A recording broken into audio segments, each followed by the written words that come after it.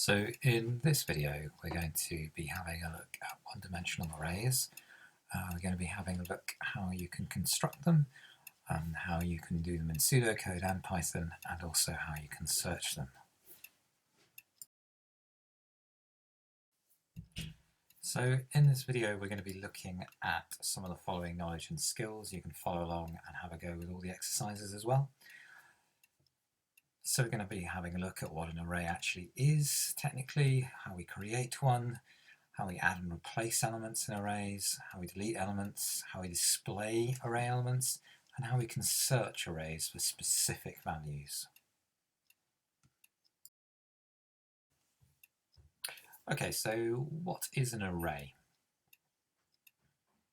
Well, an array is a variable that contains more than one item. Each item in an array is called an element, and each element is identified by its position in the array. The position of an element is called the index.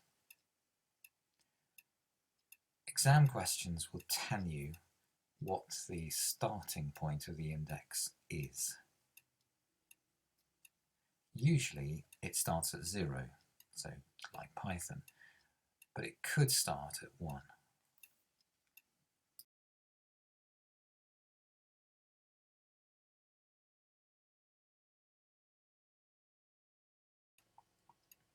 So let's have a look at an example of a typical one-dimensional array.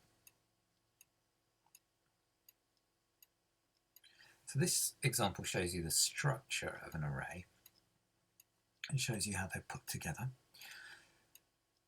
Here you've got the identifier, the name of the array, FB friends. You've got index positions starting at 0, and then you've got the data underneath. One thing to note is that the arrays, one-dimensional arrays, only store one type of data, so strings, booleans, integers. If you want to store the ages for the names above, then you've got to have a second array, and you would have to have a different type in that array, so integers.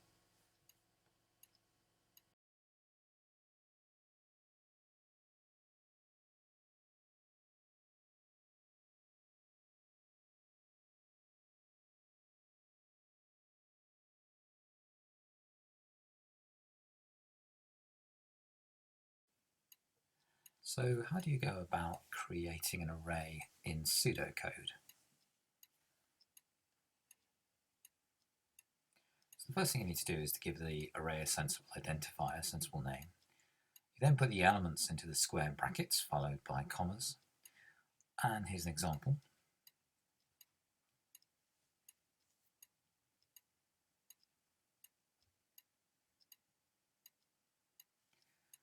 Array indexing here starts at 0, so Cho has an index of 0. What I'd like you to do is work out the answers to these questions. You can pause the video on the button and see what you get.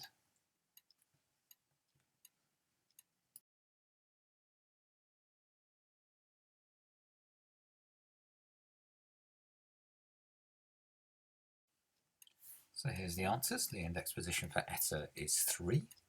And the reason that the index position for Silas isn't 5 is because the first index position is 0, so Silas is actually in position 4.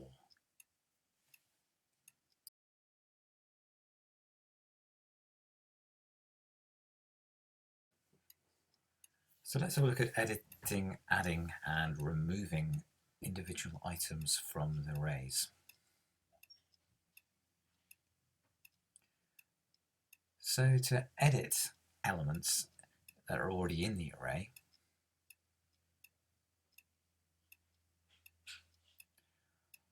notice I address the element of the array I want, and then I can just change it, replace it. To add an element to the array, what I've got to do is I've got to find the next free position. And the next free position here is going to be position 5, and then I can store my data in there. To remove an element, what you have to do is you have to actually blank it out. So you're not actually reducing the size of the array. What you're doing is you're taking the element out of it. So that position 1 actually becomes an empty position.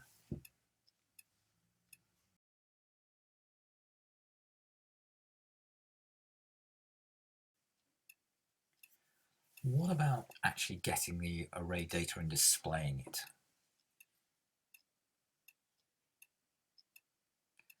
So to output a specific array element, this is what you use.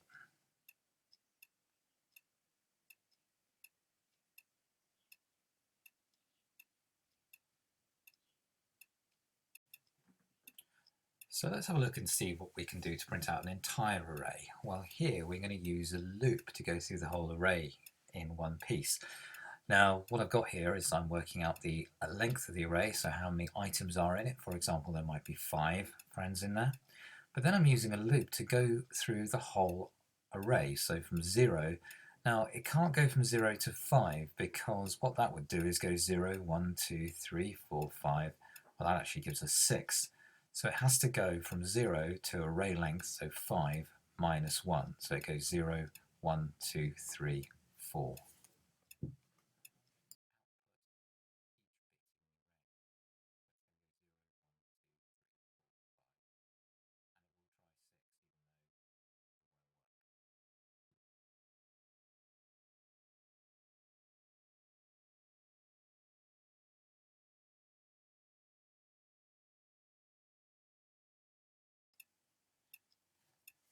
So here are some Python code examples for you to play around with. Just try these out in the order they appear, and they all belong to the same program, and see what you get.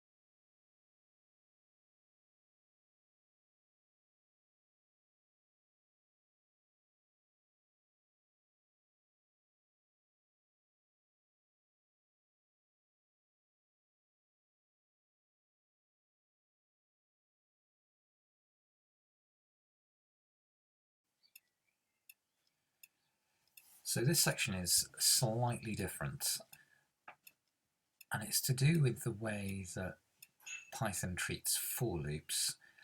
What you need to remember is that with a Python for loop, it goes from the starting position to the ending position minus 1. So in this case, it's going to go from 0 to however long my array length is minus 1. So I don't need to put the minus 1 in here.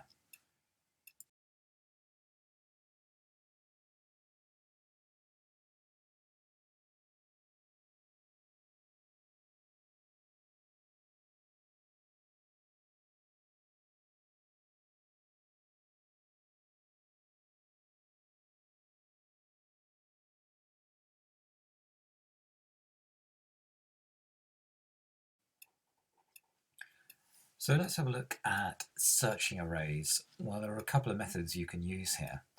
But all of the methods that you use tend to have a similar sort of idea. So what searching algorithms need is they need some kind of loop and they need some kind of exit condition.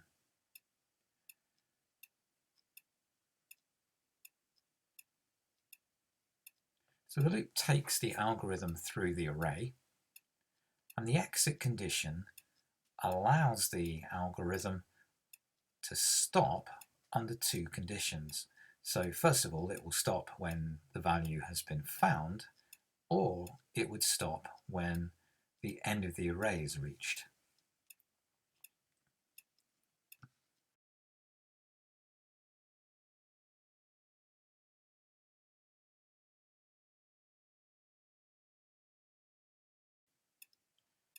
So the simplest form of search is called the linear search.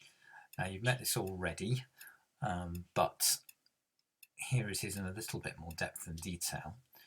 It's the simplest way to find an item, but it's also probably one of the least effective. So let's put this together step by step using pseudocode. So let's start with the initialization. So we're putting all of our bits and pieces together, all the variables that we need. Found is a Boolean here, so we're going to use that to work out whether the item's been found or not found.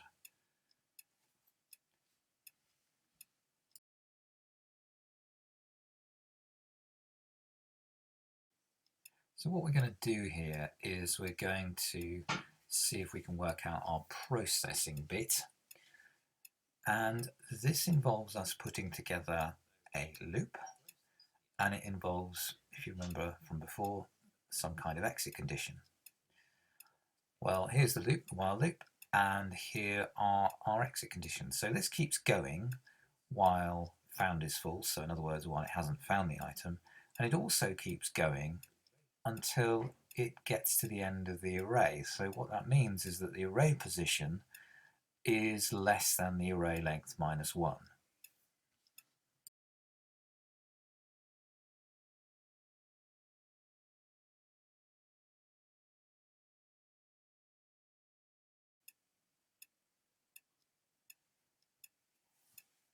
Okay, finally, let's see if we can look at the output section of a linear search.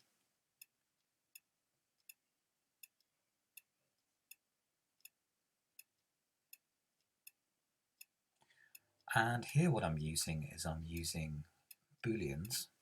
And if it has found it, if found is true, it tells it where the item is. And if it hasn't found it, it tells them the item is not in the array.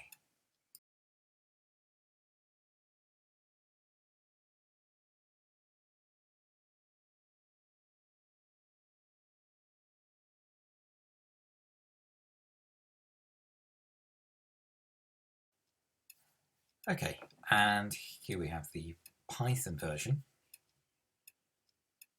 And I've broken this down into the different sections that we've been through. So the initialize, we've also got the input here. We've got our loop check, we've got basically searching our algorithm in the middle there, and we've got our final element there, which is the output. And I'll put some comments in there to help you. I would strongly encourage you to type this up and have a go at it, play around with it, see if it works for you, see if you can change some of the values. Just basically have a play with it to get a feel for this. So here's an exercise for you. This is part of your homework for this week as well. So you're going to create an algorithm which creates a 5-element array of online gamer tags. The index is going to start at 0. What those tags are is up to you. It's going to ask the user for a new online gamer tag, and then what it's going to do is it's going to search the array for that tag. If the gamer tag is already in the array, then it rejects it. But if the gamer tag isn't in the array, what it's going to do is add the tag to the array. Bit of a challenge here.